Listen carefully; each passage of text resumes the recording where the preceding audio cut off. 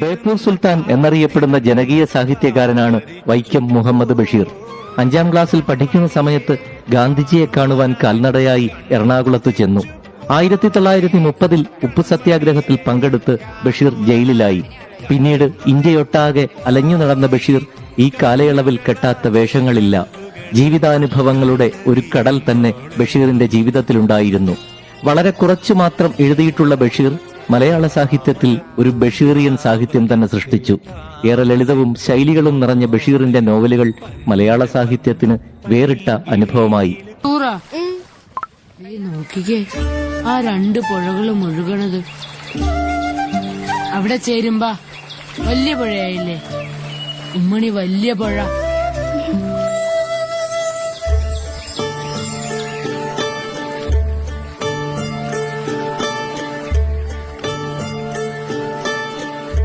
ശരിയാ, പോകാം.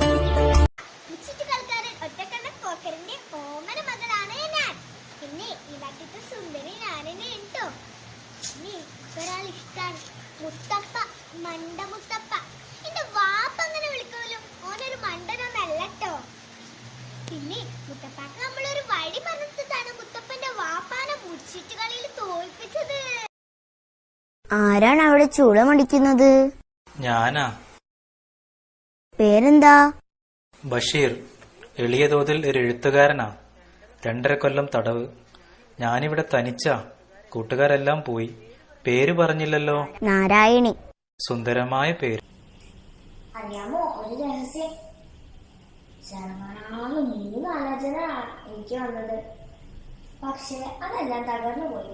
സ്ത്രീധനം കൊടുക്കാതെ ഞങ്ങളുടെ സമുദായത്തിൽ നിന്ന് ആരും എന്നെ കേട്ടുകൊണ്ട് പോവുകയില്ല. പത്തിരി ചുട്ടു വെളിമ്പ് വിളിച്ച മുത്തുള്ളി പാത്തുമ്മ.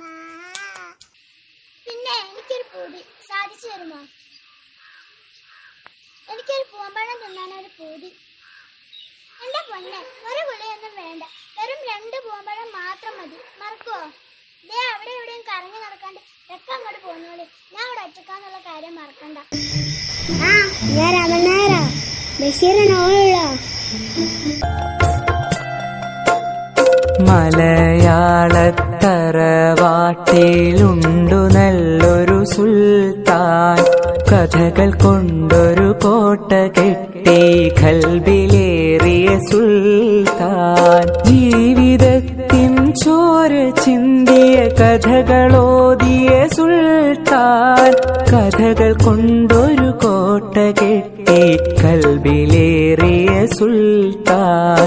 മലയാളത്തറവാട്ടിലുണ്ടു നല്ലൊരു സുൽത്താൻ. കഥകൾ കൊണ്ടൊരു കോട്ട കെട്ടി ഖൽബിലേറിയ സുൽത്താൻ.